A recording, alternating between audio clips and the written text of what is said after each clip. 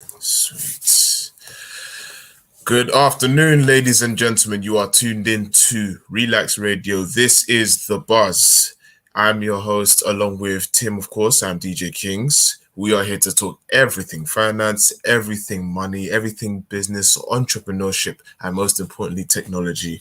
Make sure you stay tuned, ladies and gentlemen. Tell a friend to tell a friend. Make sure you tell everybody because they'd want to get their nose stuck into all of this so that they can keep our pockets fatter. Ladies and gentlemen, this is The Buzz. You're tuned into Relaks Radio. Good Yeah, afternoon.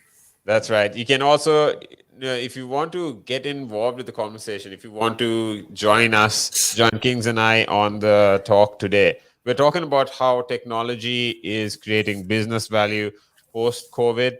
Also, five top technologies that, when it comes to the trends from 2021, what is here to stay and, what is going away. So, if you want to join the conversation, call us up on 07852 473 473, where this is Skins and I. We're breaking down tech today, strictly tech.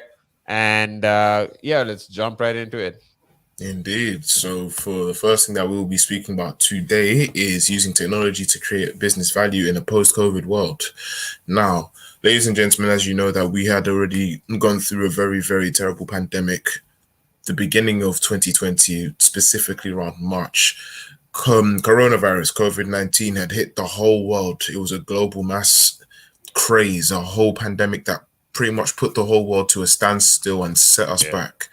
So coming out of that whole pandemic, coming out of the whole lockdown, coming out of this whole huge problem that affected all of us, we're going to tell you how technology will be able to help you propel a business and be able to push it forward in a world that is post-pandemic. So looking at throughout the pandemic, technology has played a significant role in survival of many small businesses and franchises. So looking at this now, small businesses have really flourished when it comes to using technology. We have social Yeah. media, phones. Now, for those of you that don't know, there's a website called Shopify that can help people be able to propel a business if they don't know how to start their own website. So early adopters of digital technologies were able not only to survive but to thrive during the uncertainties of 2020. So, as you know, the You're pandemic was talking peak. about, just to add to what you're saying, we're Yeah. talking about every industry, not just, even if it is digital, right? Mm, If you are in digital, like digital and let's say Zoom, these are the let's say niches that, in terms of companies or industries that have seen the most positive impact from you know the whole COVID or the lockdown conversation, right? The pandemic. yeah. Yeah. But what exactly, how and which industries have complemented these guys. Now, not everyone has been too familiar in terms of financial forecast or budgeting, in Mm, terms of where to spend, where to save, for how long it was going to be like this. yeah. So people have definitely been, very speculative, been very peculiar of where to spend their money in, where to allocate their assets, where to let staff go, sell assets so they can basically increase their liquidity. So Mm, what we are talking about is now recovering from this. Regardless of which industry you've been in, if you've been in agriculture, if you've been in imports or exports, if it is manufacturing, mm, industrial, gas went to almost zero. And yeah, so these are industries, and these are times, or headlines that we've never predicted us reading, or even you know these are things we've never expected happening, right? yeah. um but yeah, now we have technology. People have, for AR, for example, we've been talking about how AR is, changing or innovating the whole purchasing conversation. AR has, Indeed. when it comes to the e-commerce conversation, I was just, on my previous show, I was talking about how 60% of people are more used to purchasing online now than Mm, ever before. This is in a study done in the US. But to imagine 60% of people now, it's psychological for people to be comfortable with what they are already familiar with. yeah. Of course. Yeah, so I'll say that again. It's psychologically, it's psychologically, It's we are brain wired. yeah, like We it's are brain. it's psychologically, well, we'll say logical that people are going to be comfortable with something that they already know. So Yeah, like for example, you've built up a routine, or let me give an example of using your phone, for example. Like you use your phone every single day. You have a specific layout as to how you put your apps, something like that. You're gonna get comfortable with the way your things look, or you hold your phone in a specific way, always in your right hand. You're gonna be comfortable with that because it's a routine. Like you follow that routine pretty much every day. Or you wake up in the morning, the first thing you do is go and check your emails, go and do this, go and do that, and then go about your day. It's a routine, it's something you're comfortable with, and that's what people do. Like they find yeah, the routine, and then exactly. it's just psychologically subconscious. And to add to that, now people all so it's because of the pandemic that we've come to a number of 60% of people getting used to being comfortable with the whole shopping online, or Yeah, sticking to online shopping when it comes to e-commerce products. yeah, So with this, we have AR, we have VR coming into play. We have these industries basically reshifting the customer experience. yeah. If you go into a showroom, if you've heard of the car Lucid, that's Lucid, right? That is Mm, basically an electric car. They're looking at gaining a significant amount of market share to mm, compete with Tesla. Now yeah, there are stories of how um, they might not be capable in a logistics sense, mm, but to basically run it in the lines of where they're going. You go into one of their showrooms, they have just a car or two in their showroom, yeah, yeah. and you know how you can customize the color of the car, you can customize the interior of the car, you can customize so Indeed. many things in the car, right?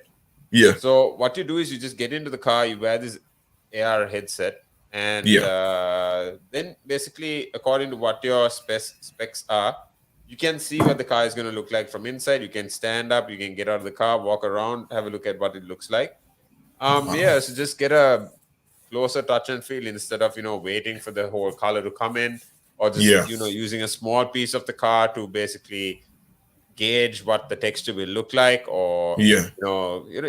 it's completely different. And if, let's say, for example, if you're buying decor for your house, if you're buying Mm, furniture for your house, right? yeah. What IKEA is now doing is that they have an app that lets you, on an augmented reality basis, they Mm, basically let you take an image. So mm, you move around this house with your phone, and you mm, just keep your camera open, and let's say you have that arrow, the plus point, right? So you mm. place it on a particular point in your room. If you want to get a cupboard there, it'll understand how much of space your room actually has, and place the cupboard virtually in your room, so you can actually look at it in the lines of, you can get an idea of what it'll look like there.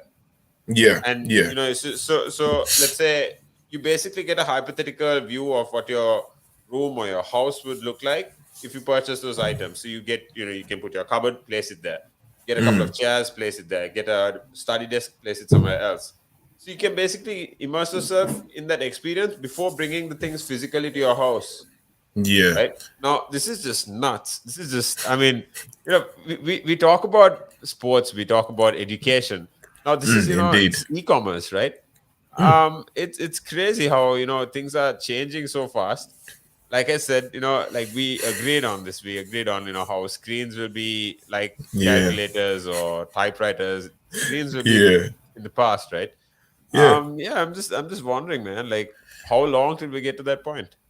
I've given how fast everything's already moving as it is, we're already talking about augmented reality where we can just put on a pair of goggles and just see how we would want something to look, not how it actually looks in a different light.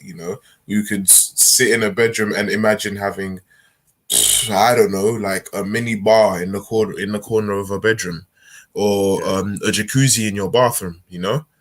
Like we can literally do this with goggles, or we're coming up to that point where we can do this with just a pair of goggles. I Yeah, feel for as though we sure. won't even. I feel as though it wouldn't even take that long. I feel like maybe if it's not by 2030, probably 2040, I would be seeing technology move this quickly, because we've got goggles to be able to imagine how our car would look, how a car that we would want would look, like all the specs, Yeah. interior decoration, outside look, things like that. Like we've got goggles that can give us that. We've got goggles that we've even on Snapchat that have created that are currently in talks of creating the glasses and working with brands to have voice enabled control to be able to for customers to be able to see what certain things would look like on them. Like I'm pretty sure it won't take us that long to be able to reach that point, because technology in today's present day and age, given the pandemic that just passed, is moving so quickly.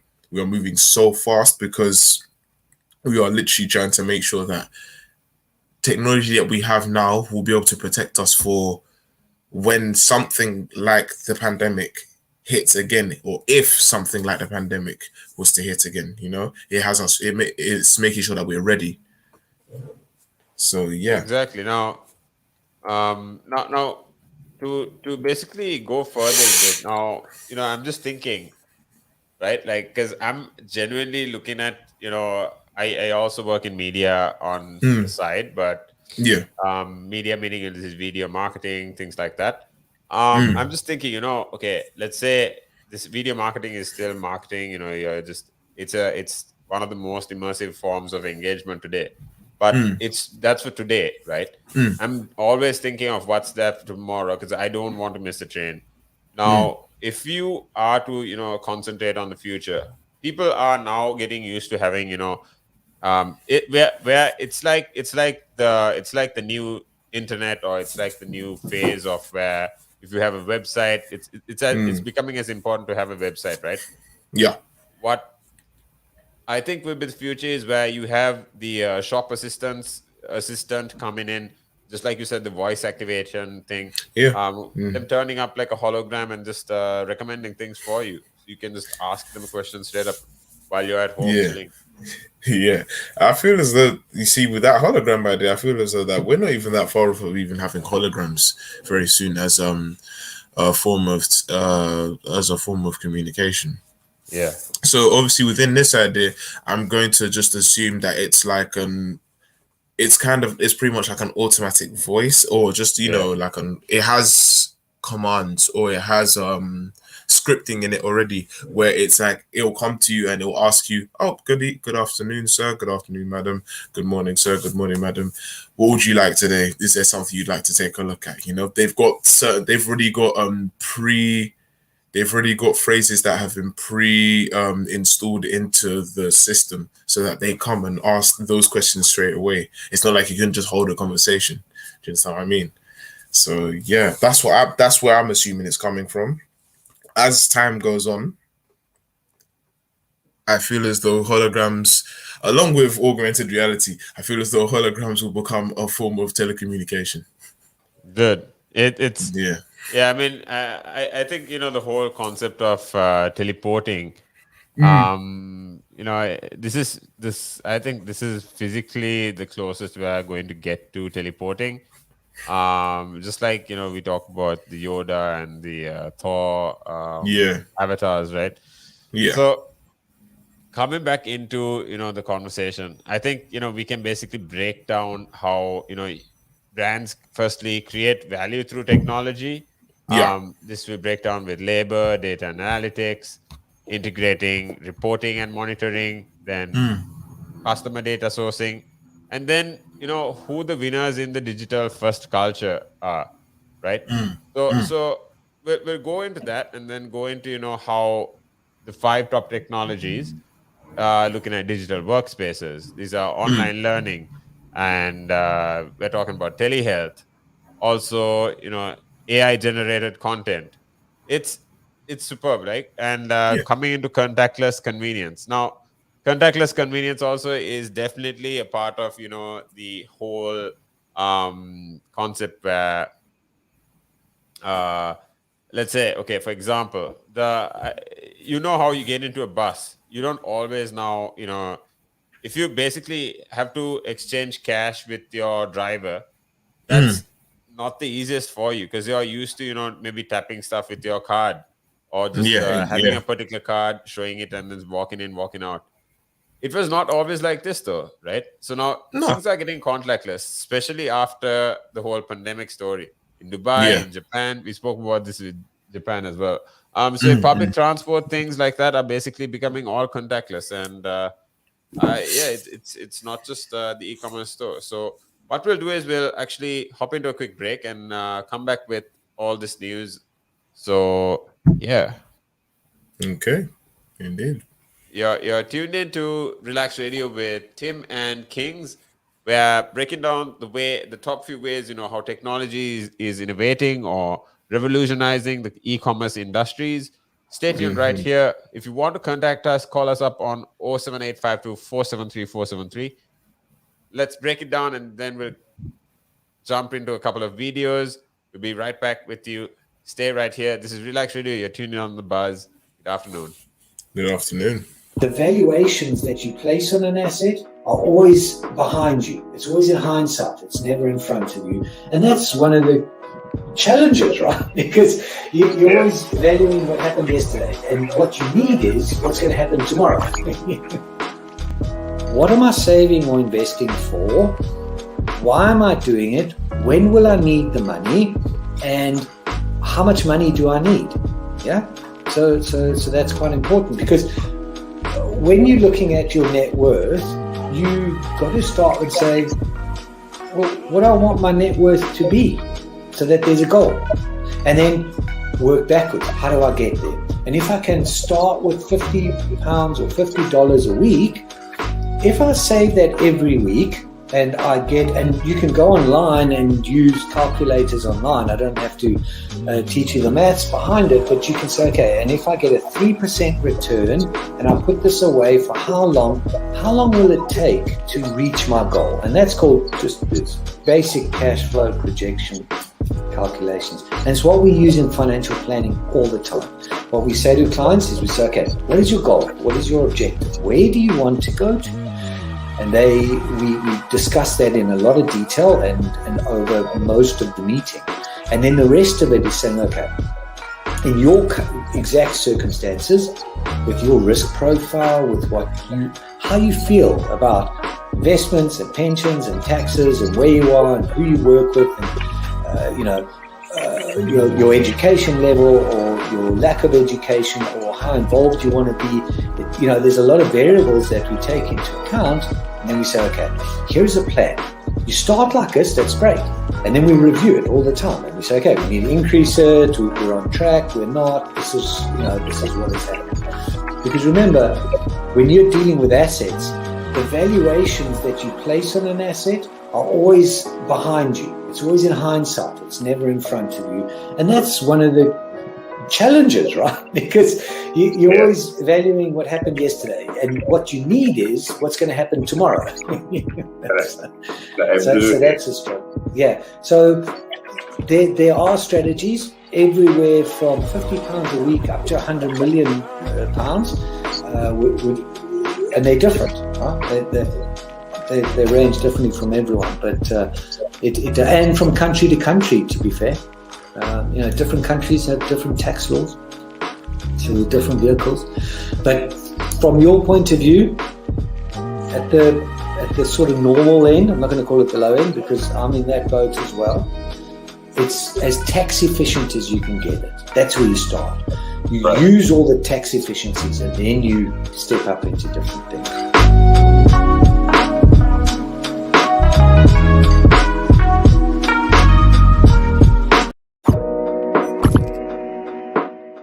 Now, there's a lot of conversation around who pays more taxes, if it is the rich or if it is the poor, right? But when you are basically going out and during a day, you go to a restaurant, you have to pay taxes there. If you buy a car, you have to pay taxes there. So why is it even a conversation that, the rich pay less taxes or the poor pay more taxes? Why is it a conversation like that? Because it's true, the rich generally pay less tax. A rich person walks into a Tesco's or a Sainsbury's, they're not going to get a different bill than another person, right? They're still going to pay the same VAT on those goods, they're still going to pay the same thing. So that's all the same. However, the differences come in if you can pay yourself from your own company, you can structure it in a way that you pay less income tax through paying a bit of salary, paying dividends and so forth, and then also deferring income. Also, your pension payments or contributions can be different. So that increases your tax sort of gap, if you want to use it that way. Where a PAYE person just gets paid salary and bonus. And now those are the most highly taxed sources of income in the UK, definitely, in the UK. We've seen it, right? If an owner of a large public traded company does something wrong, irrelevant of what that company does or how valuable that company is, the stock generally falls into a pool of nothing, right? Because in a public company where the stock is traded openly on the stock exchange, the value of that stock is driven by supply and demand, it's driven by emotion, it's driven by news, it's driven by quite a lot of variables over and above the actual accounting or total net worth of that company. I mean, we've seen it, right? If an owner of a large public traded company does something wrong, irrelevant of what that company does or how valuable that company is, the stock generally falls into a pool of nothing, right? And the company may still have value, it may still be doing quite a good things.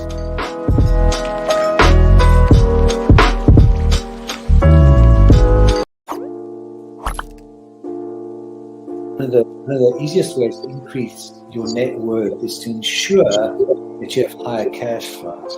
And one of the easiest ways to do that is to not buy things on hire purchase, not buy things over months and months because you can't afford them now, but you want it. It's kind of that delayed gratification. Rather than buy that couch, that car, that stereo, that computer, whatever item, and pay it off over 12, 24, 36 months at an interest rate, rather invest that money, make do with what you've got, and then after 12, 24, 36 months, take the money that you've now invested and buy that good. An asset could be anything that appreciates or reduces a tax bill. So it could still be a liability, but it reduces their tax bill. And I'm not going to go into the technicalities because that's out of our remit here. However, for our use or our purpose, what we are talking for the listeners here is I would put this definition of an asset forward. An asset is anything that increases your income. Anything. Now, there's a lot of conversation around who pays more taxes, if it is the rich or if it is the poor, right? When you are basically going out and during a day, if you go to a restaurant, you have to pay taxes there. If you buy a car, you have to pay taxes there. So why is it even a conversation that, the rich pay less taxes or the poor pay more taxes? Why is it a conversation like that? Because it's true, the rich generally pay less tax. A rich person walks into a Tesco's or a Sainsbury's, they're not going to get a different bill than another person, right? They're still going to pay the same VAT on those goods. They're still going to pay the same thing. So that's all the same. However, the differences come in if you can pay yourself from your own company, you can structure it in a way that you pay less income tax through paying a bit of salary, paying dividends and so forth, and then also deferring income. Also, your pension payments or contributions can be different. So that increases your tax sort of gap, if you want to use it that way. Where a PAYE person just gets paid salary and bonus. And now those are the most highly taxed sources of income in the UK, definitely, in the UK.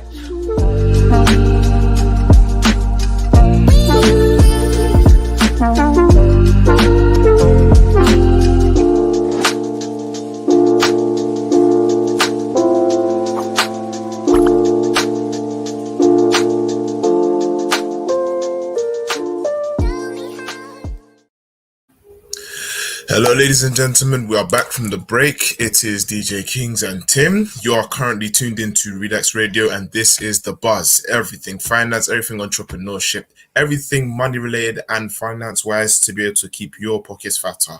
Make sure you ask us a question on the number down below, 07852 473 473. We are currently streaming from Instagram, Facebook, YouTube, and Twitch. So make sure you stay tuned. Drop your comments. Let us know what it is that you want us to talk about. Tell a friend to tell a friend. Tell a pet if you like. Make sure you stay tuned in. It's DJ Kings and Tim. This is The Buzz. Absolutely. Thanks, Kings. So now talking about, contacting us, they can also, comment on this video. You can also make sure you download our app. Our app is free. It's on the Play Store. It's on Google Play as well. Just download it if you can't watch the videos all the time. We, like Kings said, we stream on Facebook and YouTube all the time. So, make sure you're tuned in regardless of wherever you are.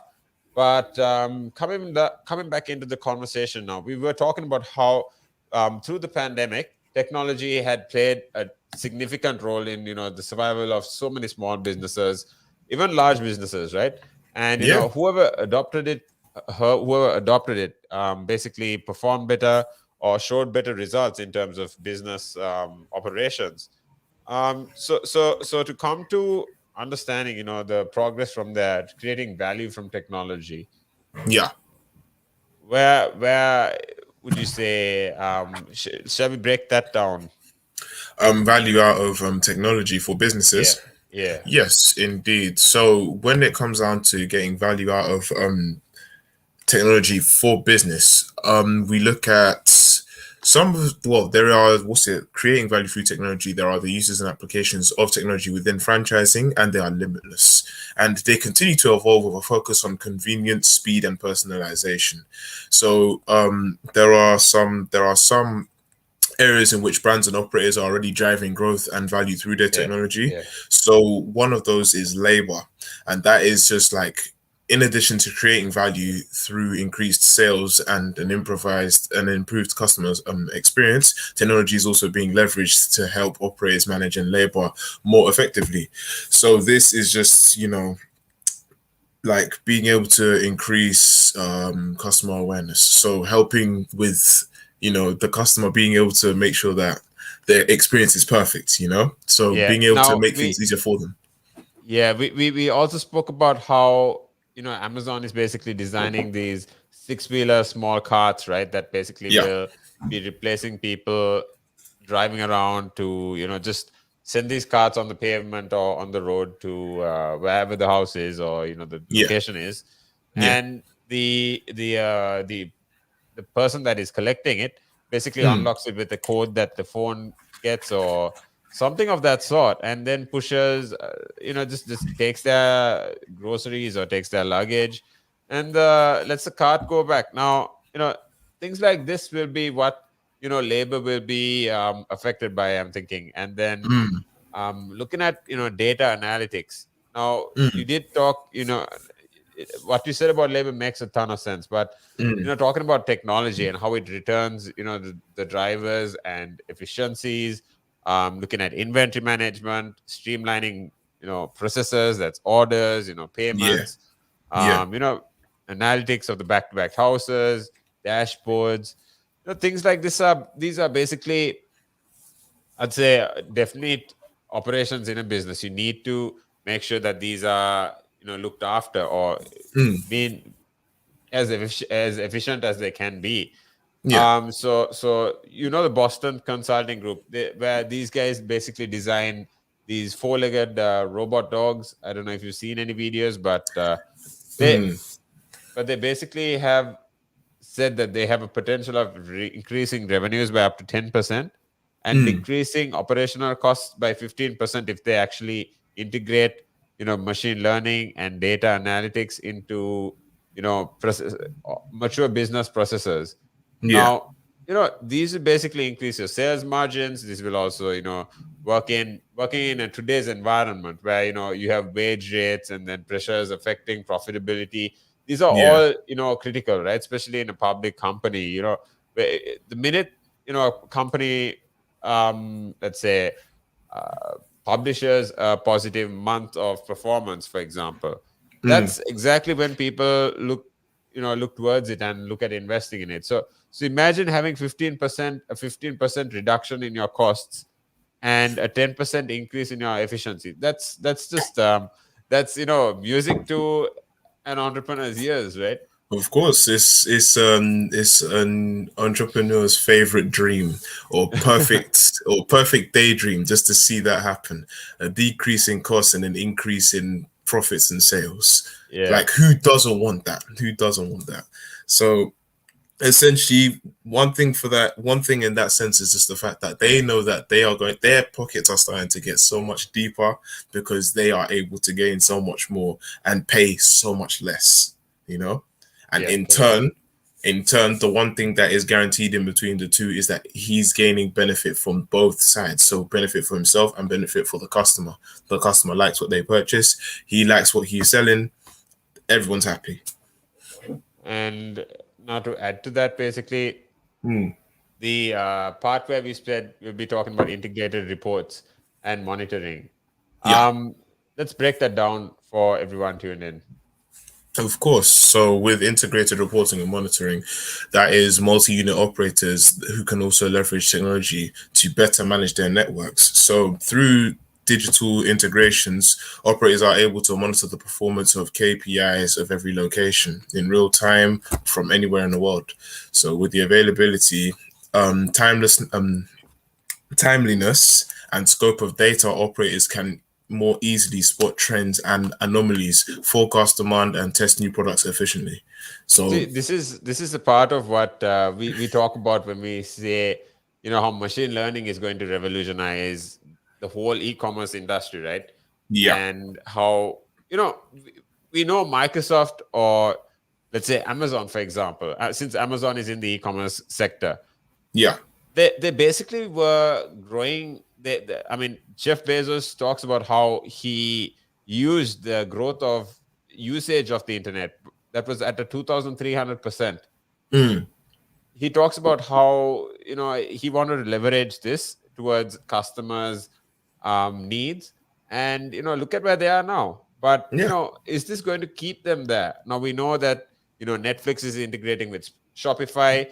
Where that if Disney starts integrating with Shopify, or whatever, these yeah, guys are not going to have this market cap. So what Amazon is doing is they've designed they've with their algorithm on their website, on their apps, mm, they basically mm, have machine learning going on mm, that tracks and understands what the customer purchases. How often it is. Let's say, for example, if you buy one cake of soap a week, or yeah, if you buy 4 cakes of soap one every month, right? yeah, Yeah, the app is going to basically understand what type of buyer you are, and at the correct time, at the most the most likely time, it's going to start suggesting, why don't you add this, why don't you add this to your cart, right? yeah, so yeah, so you might not even know that you might not even have it in your head that you're at the point where you need to purchase some toothpaste or toothbrush, yeah, or yeah, things like that, or maybe soap to wash your clothes in the washing machine. But yeah. you know Detergent. the Yeah, exactly, but the app is going to know. yeah, So which is incredibly smart. Almost, it's wow. Technology is just right now so it's proceeding past us so quickly. Like sometimes sometimes it's even difficult for us to actually catch up with technology because they're thinking so far ahead. So it's almost like what's the word, whenever you get recommendations, say for example you want to check out of your online shopping, these are so add-ons. yes, that's it, add-ons. So you know what you've come for, or you know what it is that you've come to buy. Say you wanted to Yeah. purchase a t-shirt, and you say, yeah, that's all I want to buy. You head to checkout. Oh, maybe you might like this. They've given you a pair of jeans, a nice belt, maybe some trainers, some perfume, you know, and then it's like, okay, well, that looks nice. Maybe I'll just add on everything else too. Now, all of a sudden, there's a study that, you know, about 60% of buyers, after they get what they really want initially, they go for an add-on if it's recommended. Oh, see, there we go. And that's another way you could be able to grab customers and make some more money, literally by, you know, putting something towards the customer that might attract them. So it's almost like let me tell you something. You see, whenever you go to a shop and like, say for example, just like an off license, or do you know, just a regular shop, like a place they could get anything. So they sell sweets, they sell crisps, but then they sell home supplies, they sell drinks, they sell alcohol somewhere, then they sell just all sorts of stuff. So did you ever wonder why they always keep all of the sweets at the front by the counter? Tell me. Like, when they keep the sweets at the front by the counter, they know that children, because children are small, they know that children want sweets, and they know that they're going to see sweets as soon as they come to the counter whenever they're with their parents. So that will prompt the parent to want to go and buy some sweets for the child because they've seen the sweets and they want the sweets. So it's literally a way to be able to grab attention from not just the adult but also children as well. So this is traditional add-ons. Yeah, literally, these are add-ons in real life as well. Like, a parent has come with child. They know that they say they just want to buy some bread, some butter, maybe some bleach for the toilet, and that's it. They've gone to the counter, and then because of all the chocolate and sweets and everything there, it's like the child wants it, and then, you know, they'll be like, Mom, I want sweets. Now there's the add-ons, then you put that on the table as well, you know? Just like that, you've made more money. So and, you know, you're basically turning a £5 purchase to about, you know, £8 or £9. That addition per customer, let's say if you're having 100 customers per day, that's you know, £400 just like that. Exactly. You know, it's crazy, and that's just per day, right? Now that times, you know, 30 days would be, I don't know, you're talking about at least, you know, £12,000, right? And more time, Now here, you know, this is also a part of when you're talking about you know, the add-ons. You know, the term would you like some fries with that? Yeah, of course. So of course, it's the same thing there. Literally, and, so like, that question alone will determine like, that question alone is always the turning point for so many customers. It's like they come for a burger, it's like, oh, would you like some fries with that, sir? No. Would you like some fries with that, sir? Yeah, sure, add on some fries. And a drink too? Yeah, why not? Go on, give me a drink as well, you know? Like, you're just flipping £2 into £4 to £6, however much you want it. And now all of a sudden they've bought a whole meal and they only came for one item. So now you're talking about, you know, even when it comes to pricing psychology, the customer data sourcing, these are also things that how machines will basically learn how people, you know, who the people are and how they purchase, right? So let's say you are a person that generally now let's say me, for example, every time I open Uber Eats, I get recommendations for chicken, like just like that, right? Fried chicken, you know, you have wraps, you have you know, things like that. But you know, if I go search for sushi once in a while, the app's gonna, you know, understand that, okay, this guy, why is he actually, you know, looking for sushi when he usually goes to chicken? And maybe once a week or once a month, it might start giving me an offer on, okay, for sushi if I haven't ordered in a while. So, you know, this is customer data sourcing. And, you know, just like when you walk into the store physically, you know, they ask you what your name or your number is, and that way they get your database and your history of, you know, what your previous orders are. So that they're gonna, you know, that way they're gonna get a better psychological understanding of who you are and what your purchasing type is. You know, little other things in, you know, you go to a restaurant and, you know, while you're eating, you know, you get the the waiters come in and asking you, not Yeah. while you're eating, or not before or after you're done eating. It's while you're eating, while you're properly indulging. They come and Yeah. ask you if you're enjoying your meal, right? That Of course. Yeah. you really don't want to say no. But that question alone, is going to get you hooked onto the place, because that shows concern. That shows, Of course.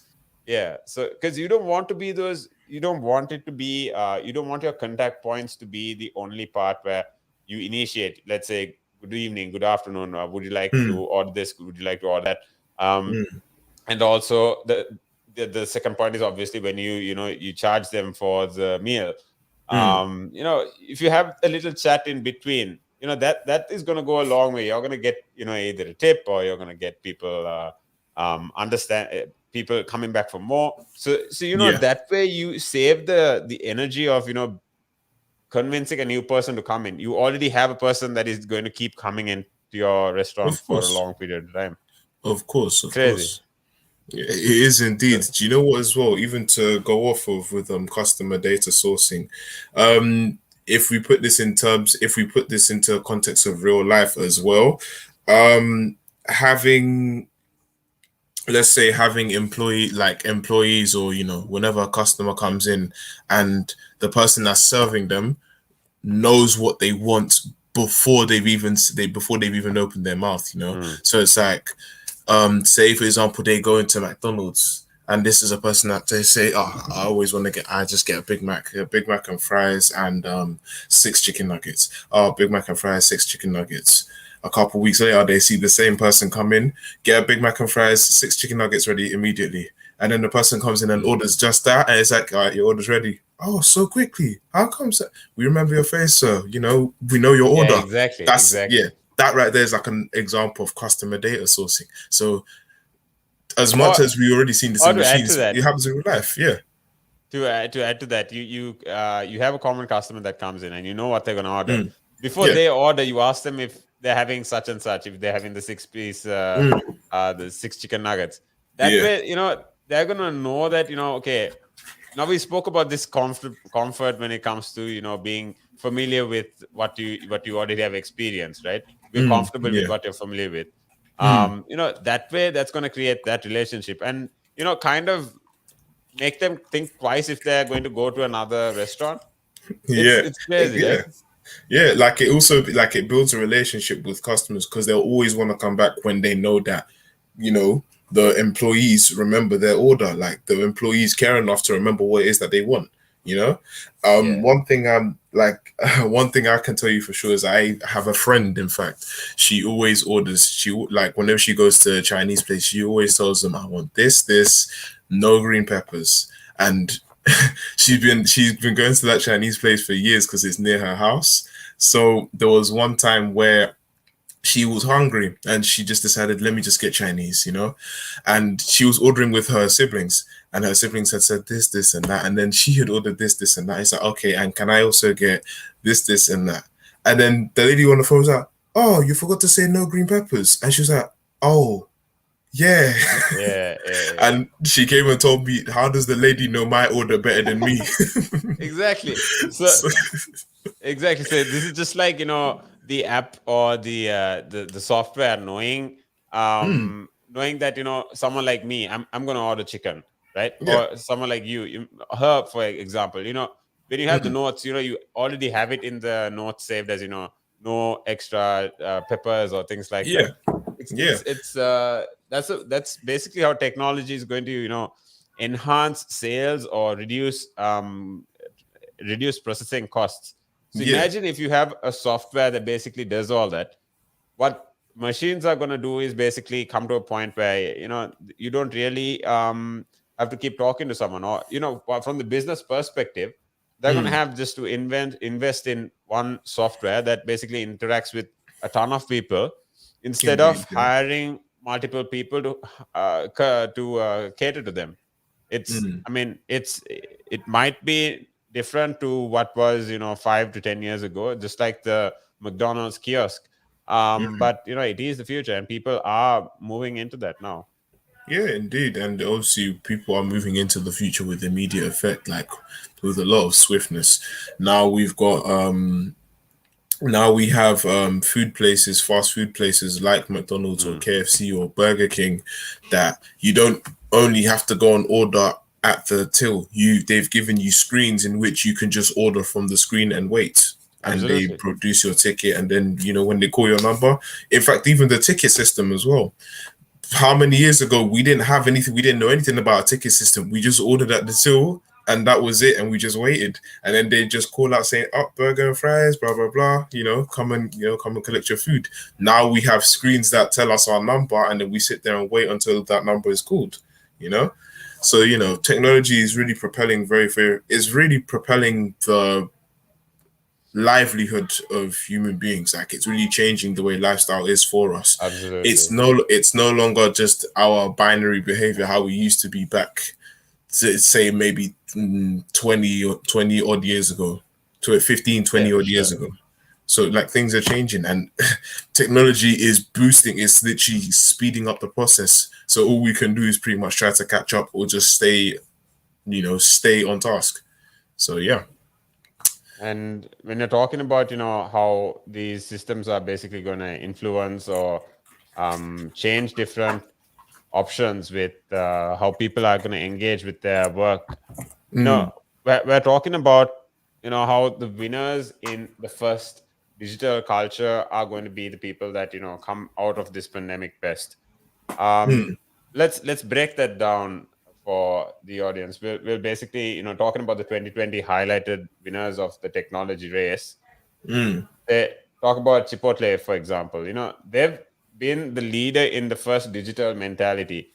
There are these trends on TikTok, for example, where they talk about how, for example, if you're not just if every time you say thank you, some people actually, I don't know if you've seen this on TikTok, but you have a couple of people, going into a restaurant to the drive-through, right?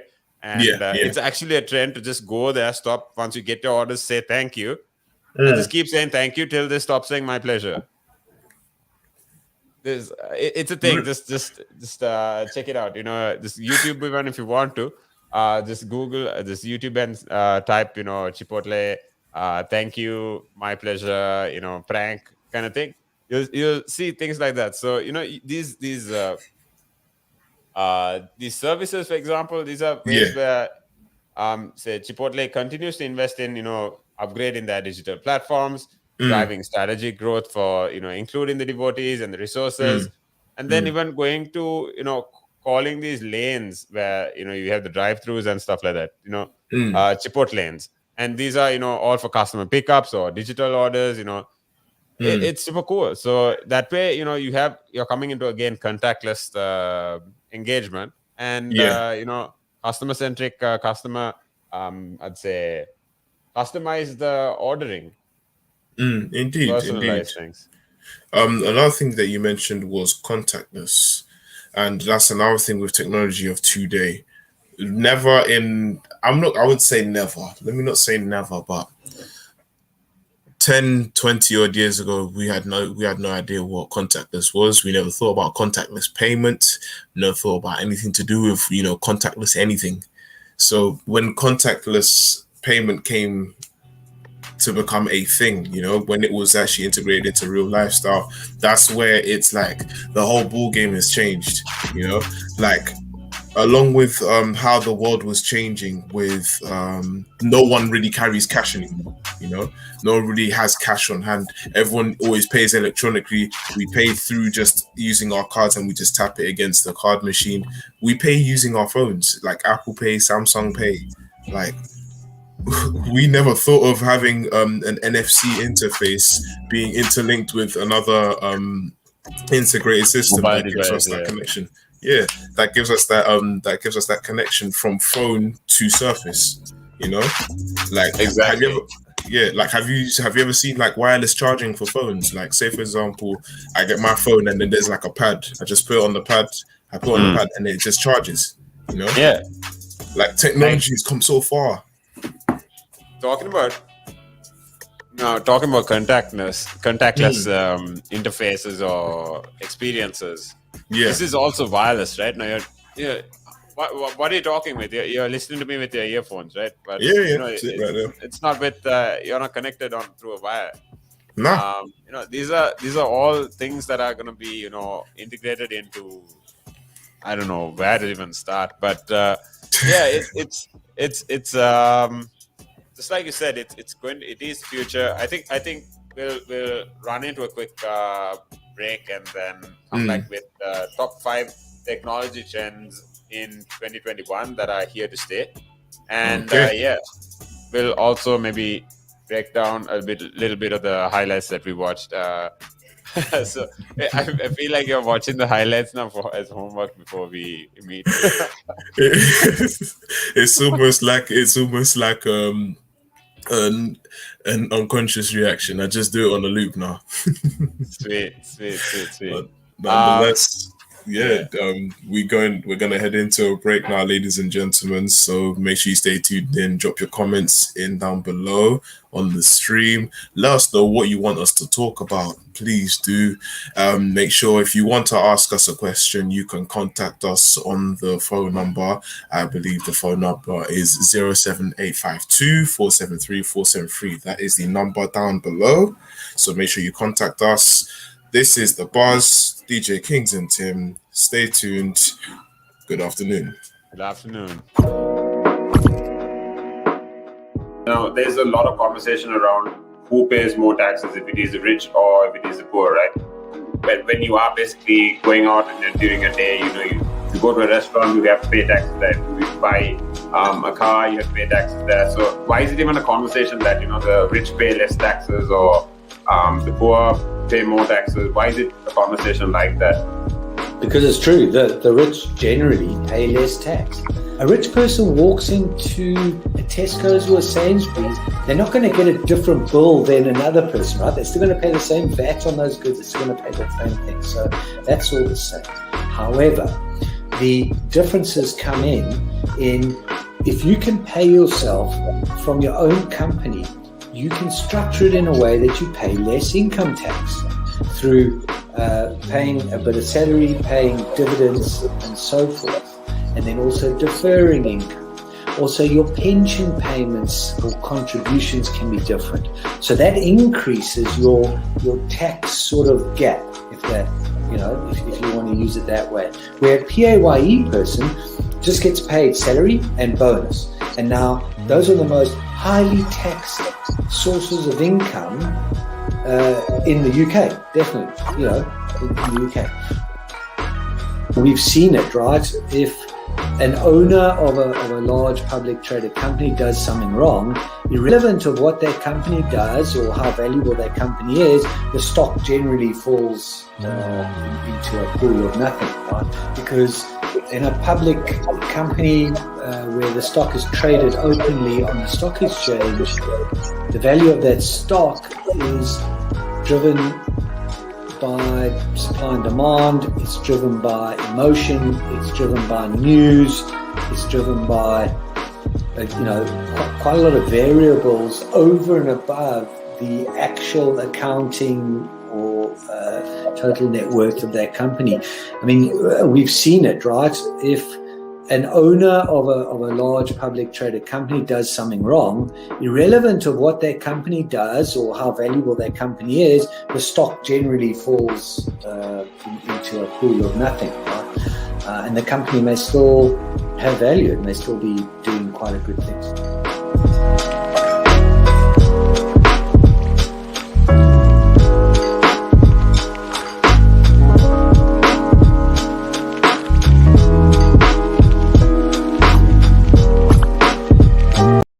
And it gives them something to look at, and it makes them laugh. It makes them laugh, so that's why I do it.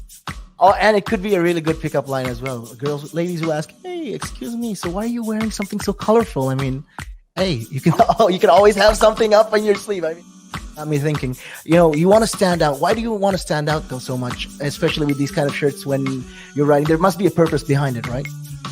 Well, when you say purpose, Nick, what I do, I wear the shirts.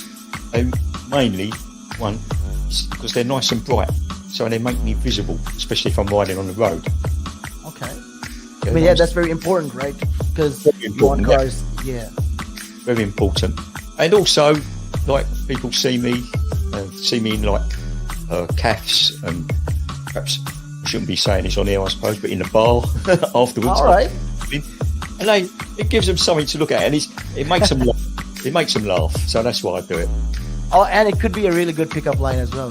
Ladies who ask, "Hey, excuse me, so why are you wearing something so colorful?" I mean, hey, you can always have something up on your sleeve. I mean, you look like a guy who would do. You know me too well. You know me too well, Nick.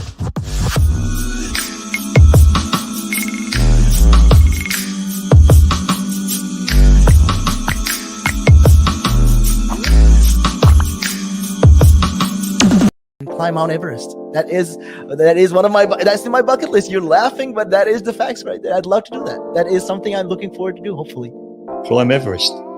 Mount Everest. I mean, okay, not the very tip of Mount Everest. Maybe the base camp at least. You're talking about mental health. Well, if you went out and got some exercise in the fresh air, that would improve your mental health. It will make you feel better. That's true. That is true.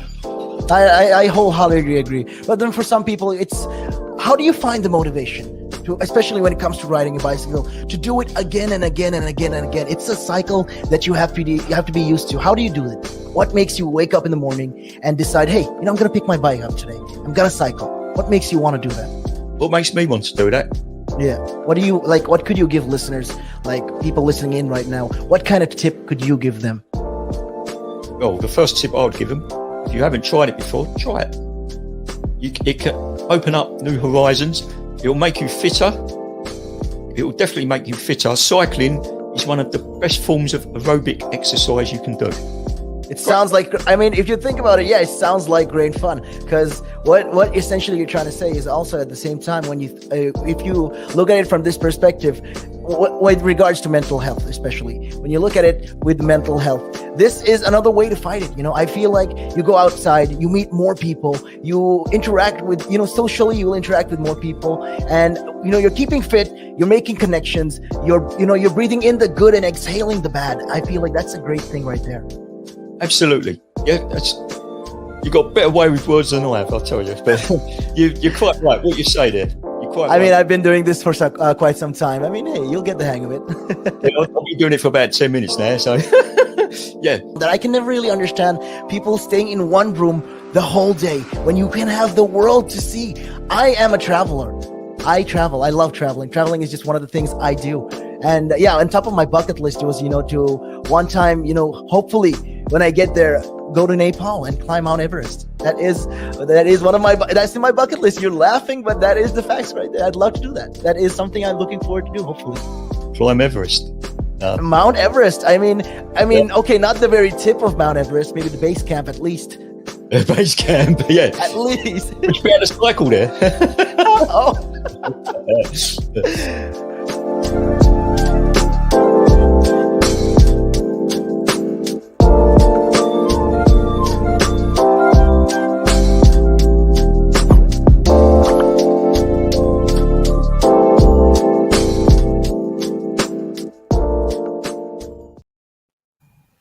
Ladies and gentlemen, we are back from the break. This is The Buzz on Relaks Radio.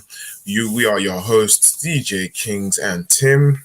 We are here talking about everything technology, finance, entrepreneurship, business related, everything that you need to know in the today, here, and now. Make sure you tell a friend to tell a friend. Make sure you drop a comment down below. Let us know what it is that you would like us to talk about on our next radio shows.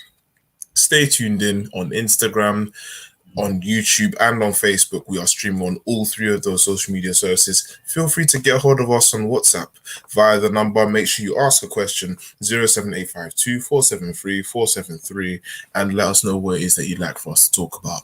Just before the break, we told you lot that we were going to be speaking about 5 top technology trends from 2021 that are here to stay. So remember, once again, ladies and gentlemen, this is The Buzz, tuned in with DJ Kings and Tim. That's right. Kings. So coming back into the digital workplaces, and where, by the end of June 2021, 42% of, US labor force was working from home. Now, companies like, like Facebook, Twitter, Google, these companies actually announced that they will be granting the staff to actually continue working from home instead of coming back to work. Also, to add to this, there's been it's called, if I'm not mistaken, it's called the Great Resignation. But a lot of people are actually switching jobs to jobs that people can actually work from home. Now, the thing here is that people are, again, like that psychological thing we spoke about. People are getting used Yeah. to working from home now, Yeah. and it's all an impact of tech. And this couldn't have happened about 20 to 40 years ago. But yeah, while people have been scrambling to find the best places to work remotely, Yeah. there's been collaboration software that has boomed. 2020, the global video conferencing market hit a US $7.8 billion, and this is more than double of 2018, right? That is insane. I I don't know what I mean. I'd love to go back in time and just buy a ton of Zoom stock. I would have loved to do the exact same if I knew that's what was going to happen. And, We'd both be millionaires and flipping our net worth. honestly, man. And yeah, the cool thing is, there's other apps coming up as well now. You have Microsoft Teams, you have the Google Meets, you have so Yeah. many different companies coming up with these collaboration software. I was not too really aware of the term collaboration software until today. But talking about how general employees have basically responded Yeah. in a positive way towards how the work from home life is complementary to them. There are concerns as to how productive they will be, but I think this is all, people have gotten to a trend now and moving towards the point of where, when you're talking about people working from home and office, some offices are actually willing to do 3 days at office, 2 days at home. I think that would be a decent ratio, to be honest. That would be a pretty Because decent ratio, yeah. yeah, because that interaction you get with your staff, in on a physical basis is, I don't think you can just imitate that, or what's the word? Let's say replicate that. Yeah. So yeah, talking about 2030, people are expecting for 43% of office spaces to have cut down on space, because it will be only the ones that are let's say important for whatever job to actually go to office. And people are interacting on a global scale now, so much Yeah. more that early, I'd say, indications are showing remote workers growing by 40% productivity in Yeah. comparison to their counterparts. Yeah, exactly. With looking back at the pandemic and how much the video conferencing market had literally taken such a huge boost. So Zoom, maybe even Skype, things here and there just being used so much more because we couldn't leave our homes. There was so many business meetings being held through Zoom. There was so much just being done through Zoom as it was. Like, a lot had happened throughout the whole period of time during the pandemic. We look back and see that seeing as we've had something like Zoom exposed to us, we see that we could be able to have our meetings just from the comfort of our own home. Like we've seen, there's been a huge surge in remote working. And as you said, the great resignation, I believe that's what you said. That was a point in time where people were just leaving their jobs to take on jobs that required them just to stay at home. See, I understand. Also with the a pattern with how they're so used to being at home that now they've just decided to leave a job where they don't want to go into office, they just want to stay at home. How many years ago we got so used to the fact that we wake up at a certain time, we go and get showered and ready, and we have to make sure that we are in the office by 9 a.m. and we leave there at 5. Like, we do it so much that it's just routine. Like our bodies are just so used to waking up and then going off and getting ready to shower. Some of us don't even need to set alarms. So we're so used to that. as the minute the pandemic started, I was obviously used to a particular routine, and coming back to working from home, trying to work out at home, doing Yeah. the same thing over and over again, not going out at all. It was, man, it was an immediate shift as well, right? So yeah. Yeah, one thing I will say, you see, the working out at home, that one was a very tedious one for me. Like, I'm so used to the gym environment. The gym environment is absolutely, there's something that the environment in the gym can give you that you can't get at home, you know? Absolutely. Home, when you're at home, you're there to rest, you're there to just relax. You don't want to Right, do anything. right. Like, your I home mean, is it's like peace. That's what you're meant to be at home for, peace, you know? it's like, I mean, the minute I go home, I'm just on, eat and sleep mode. Yeah. But everywhere else, it's whatever you have to do there.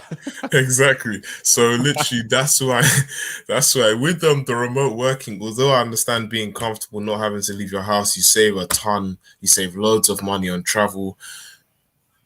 On the negative side, because you're so relaxed, because it's at home, you're more inclined to just relax and rest. It's like, I'm working, I don't need to do so much, forgetting that this is an actual job. You actually have to do what you need to do, Yeah.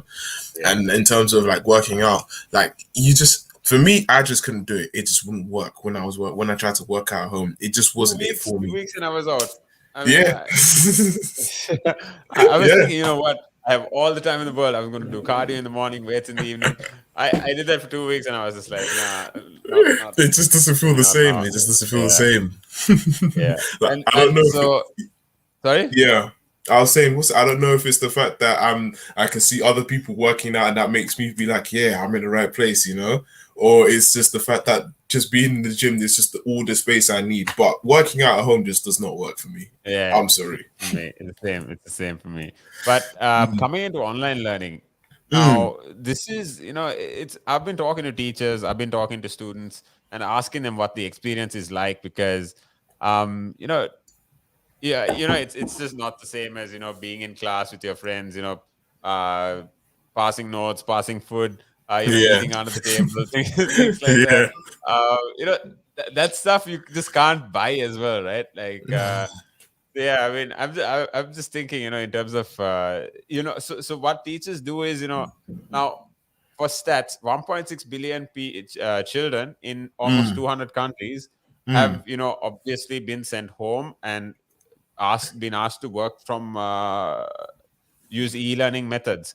Yeah. But, now what e-learning has done is basically, what people are doing is they're using interactive methods of teaching now, where Mm. they try to make sure that the teachers try to make sure that they have the attention of the students all through the right throughout the lecture. Yeah. So for example, when we were going to school, for example, in the first few years at least, the Mm. teacher usually comes into class, teaches what he or she has to, asks a couple of students a couple of questions, and then that's it, right? Mm. But Yeah. here, with these with technology now, there are methods in how you obviously can. We obviously spoke about AR before, but it might go Mm. into the point where it'll be so much more interactive than what we actually thought. Yeah. Like with AR. In fact, yeah, let's look at classroom teaching for example. With AR, I feel as though there was a video that I'd seen when someone was using a pair of AR goggles and they were able to scroll through their, the Spotify playlist. We integrate AR with classroom learning.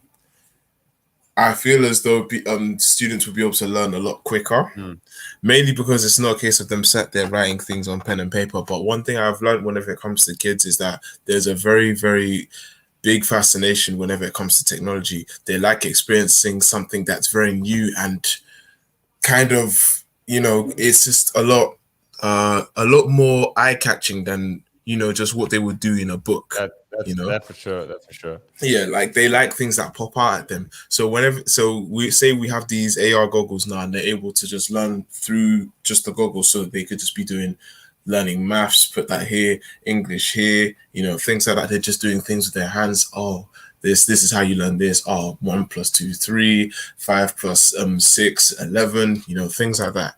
So it's like they're just doing it like they're using more of their hands rather than just sitting down and writing on the book. You know what I mean? I feel like that having them do that hands-on type of learning will help them learn more and help them learn faster. Absolutely. I mean, I'm So, just thinking, now for me, reading something off your biology book would be boring as hell. Just you have to assume everything. But yeah, 10 years from now, it'll be a standard for children to, visualize all these with their goggles yeah, and just, put parts together, understand what these parts are for. You'll get to maybe basically view the digestive system separately, yeah, the respiratory system separately. It's super cool. I'm just, of course. in one way, I'm just thinking, they'll never have the experience that we had. But then again, we will also not have the same experience that they are going to have. Exactly. So it pretty much goes in hand. We all learn things differently, but with AR being integrated as a part of child learning, e-learning, one thing I also feel is that they will get so much smarter a lot quicker because with the digestive system, with sciences, with the maths and the English, and so many different things, I feel as though they'll be able to teach them within bite-sized chunks, but because it's so extraordinary, it's so outside of the regular normal pen and paper, because it's so outside of that normal regular pen and paper, it's going to help them want to dive deeper, if you know what I mean. Like, it helps them want to dive deeper because they're seeing things rather than just writing it down. Yeah, and reading. Yeah, like they're seeing it and it's making themselves known to the kids. It helps that, like, I show you and then you take in. Do you know what I mean? So yeah, ladies and gentlemen, if you're tuned in, make sure you comment on our video. Just ask us questions about, or let us know what industries, which ways do you think machines could actually innovate or switch up things in the lines of what we were doing 5 years ago versus how technology can change things for the better, for the future, including through the pandemic. Now, Kings and I were just talking about how children can start learning so much fast. They can start absorbing or basically immersing themselves in so much of technology so much faster, just through visualizing things.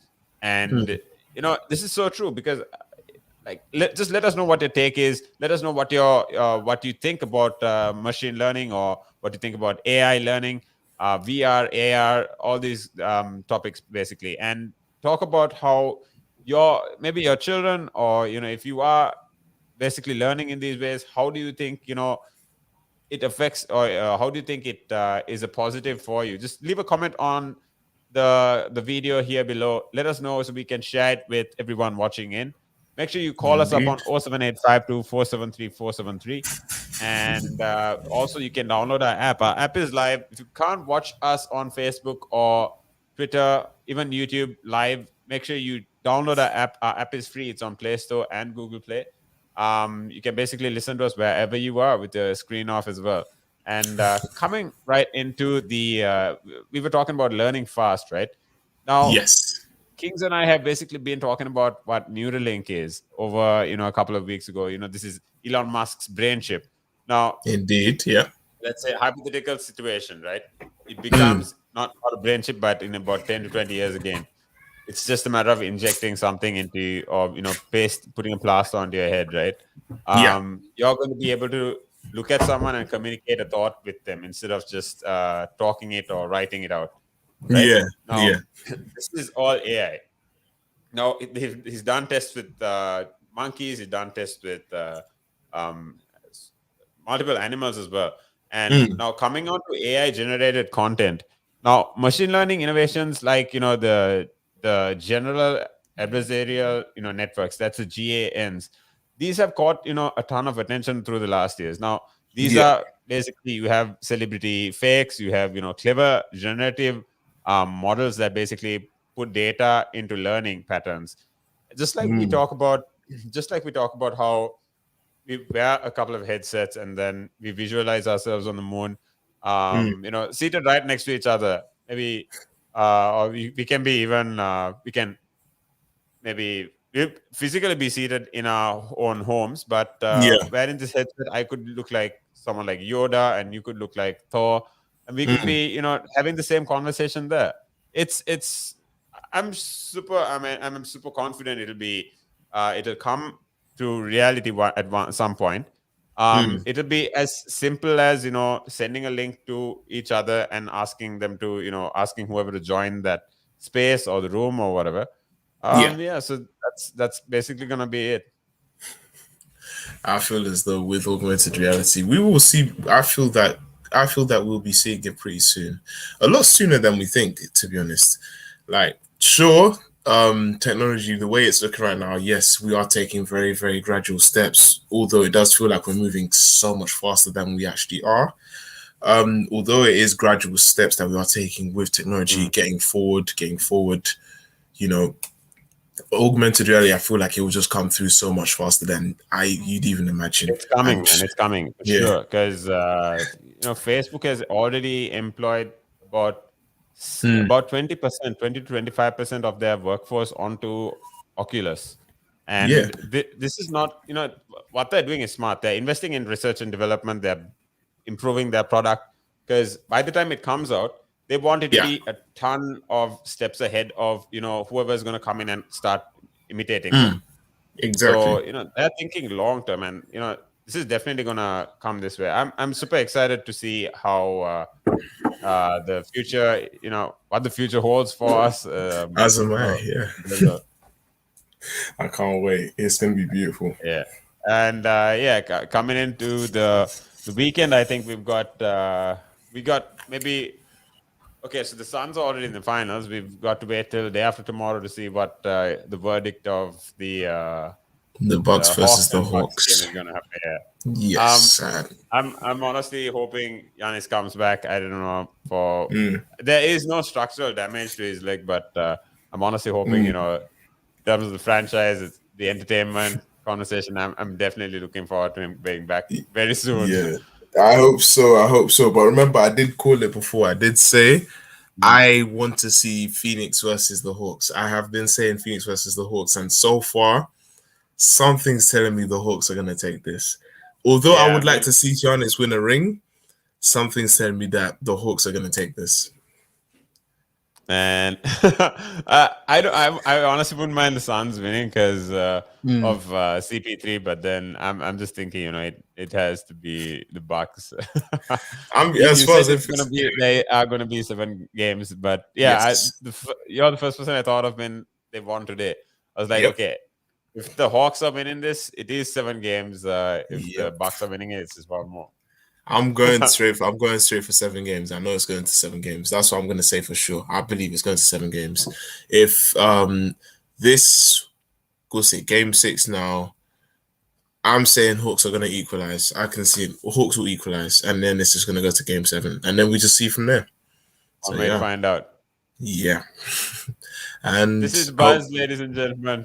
You were saying, King. So. Nah, just hopefully that Chris Paul just takes that ring if the Suns are to win. That Chris Paul finally gets that ring. The man deserves it. 16 years. 16 years, man. He deserves it 100%. You need to follow Bleacher Report. It's memes these guys share. It's like video memes. It's just they should make NFTs out of these. I swear it would sell for loads. We're coming to the end of the talk segment of the hour, ladies and gentlemen. Thank you for tuning in. Make sure you are subscribed to our YouTube channel. Make sure you are following us on Facebook. Comment, share, like this video. Thank you for tuning in. Call us up on 07852 473 473. Comment on this video and let us know what you want us to add to these videos in terms of conversation, or where you want us to rotate into when it comes to AR, VR, business, tech, entrepreneurship. This is Chris and Tim, Kings and Tim. We'll be back with you on Monday. We'll be back with you on Monday for The Buzz. We'll be breaking down everything business, tech, entrepreneurship. I hope you have an amazing weekend. Thank you for tuning in. Thank you very much indeed. Ladies and gentlemen, as you already know, it is the buzz, everything technology, everything finance, everything to make sure you keep your pockets fatter and more financially stable. Stay tuned. Absolutely. Good afternoon.